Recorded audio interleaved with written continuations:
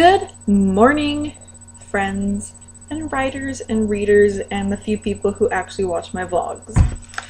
I recently went to Comic-Con like 2 weeks ago or something, and while I was there I went to about 3 different writing panels. I was really interested in them and stuff, and the first one I went to was a Go Teen Writers writing panel, and it was run by like 6 or 7 women, all who were writers.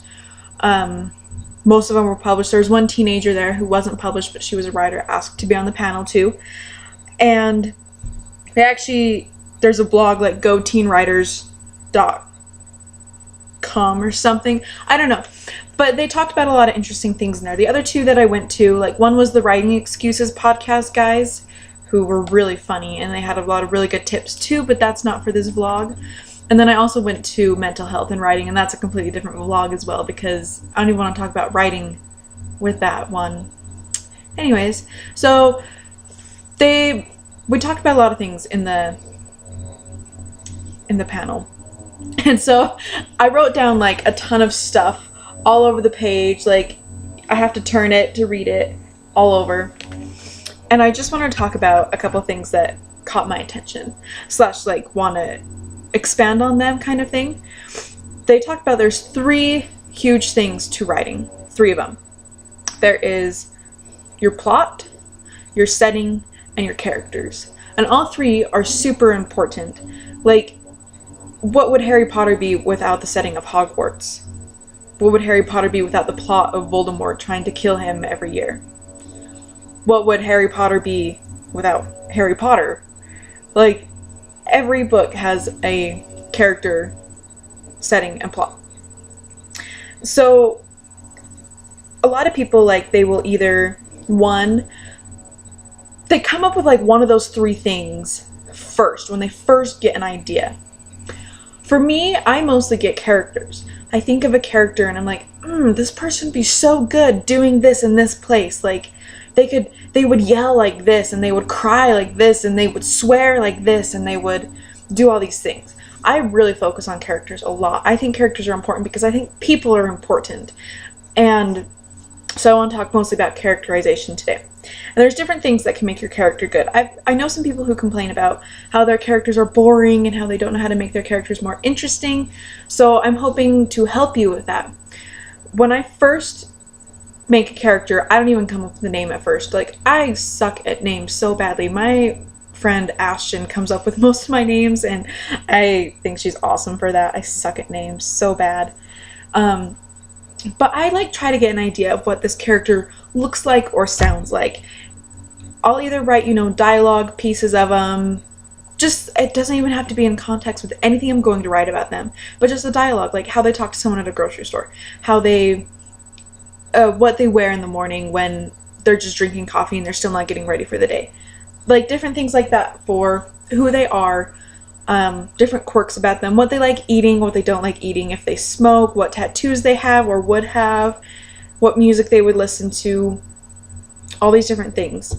What hair color they have. Like, looks are really important for characterization too. Like, people want to read your book, be able to know what their character looks like, so they can easily draw a picture of them in their mind. That's what I'm looking for. They need to be able to see their character that they're reading about.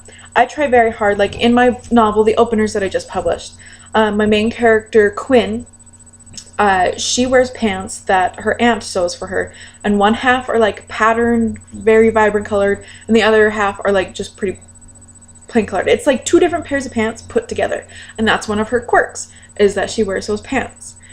My other main character in that novel, Shirk, he wears plaid shirts all the time, and that's one of his quirks. Just different things like that. In my other book, Swallow, the main character, he's always wearing hoodies and jeans. Like, no big deal, whatever. But one of the quirks about the other main character of the book, Kay, she wears really bright colors some days, and some days she wears really dark colors. And there's reasons behind that. And so that's one of her things that makes her stand out and makes Ashton realize, like how she's feeling and stuff that day. So with all of that in mind, some great ways to get to know your character is to like get on Pottermore.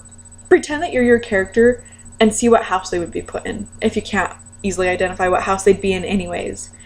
You know, get on Google and look up personality tests. Go to your psychology teacher and ask for good, you know, personality tests to take online, and pretend to be your character and take those tests and figure out which astrology sign your character would fall under, and that helps you come up with a birthday too if you like doing that thing.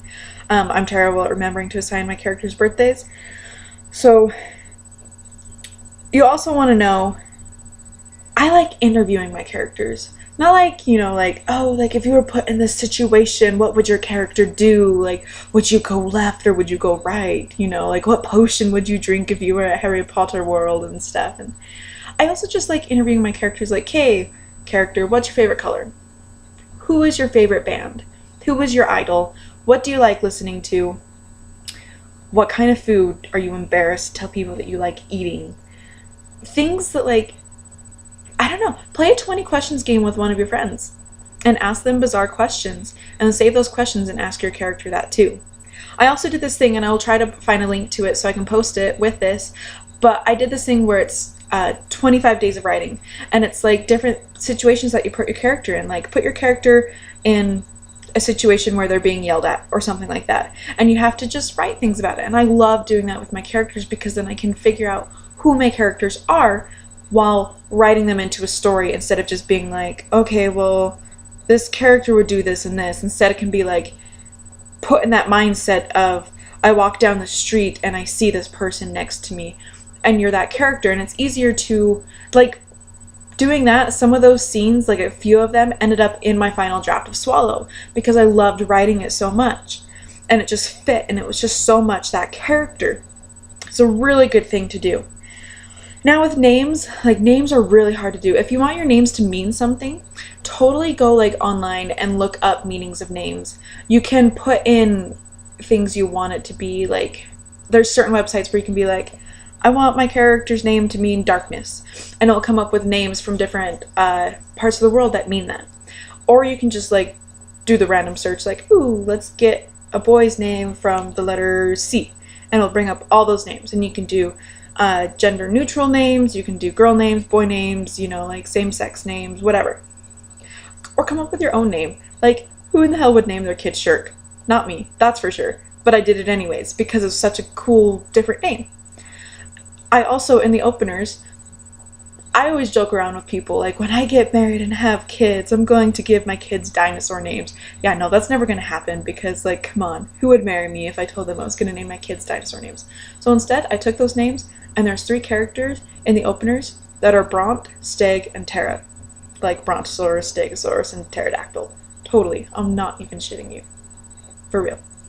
Names are important, but a name means nothing if there's not a good character behind that name. So focus on who your character is. Come up with different reasons as to why the character is that. Like, ooh, the character's angry. Why is he angry? Does he have a past of why he's angry? Ooh, your character really, really, really hates going to this one area. Why does she hate going there? Your character loves this band. Why do they love this band? What made them fall in love with this band? Different things. Give them really weird things too. Like, give them an allergy. Give them a different backstory on their name. Give them a grandma who's like absolutely crazy. Give them a brother who is a delinquent. Give them different things that like aren't part of them too, but make them who they are. Be true to your characters. Don't feel like your character is just something that can just fly out the window. Be true to your characters, be kind to your characters, be mean to your characters, but be kind to your characters. Love your characters like you would love a friend, and that will help you connect with them more, and that will help you figure out who they are faster. Like, you know your friends. You know your friends inside out. Like, I know Ashton's favorite color is orange, and Karen's favorite color is green, and Jessica and Candle's favorite colors are blue. I know those things about them. So what's your character's favorite color? Find out these things. Ask your friends questions and then write them down and assign those to your characters. Keep a notebook. When I first wrote Swallow, I did kind of one of those, like an interviewing one in the front of my notebook. And I just did these random questions, and I asked both Ashton in my book and Kay in my book what their answer would be to this. Sorry if you guys can hear this. They're like mowing the lawn out there now. So I'm going to wrap this up. Work on your characters. Characters are important. They're not the most important part of a story, but they're one of the most important parts of the story. So I hope you all have a great day. Sorry this vlog is really long, but I'll probably do more soon. Okay? Have a great day.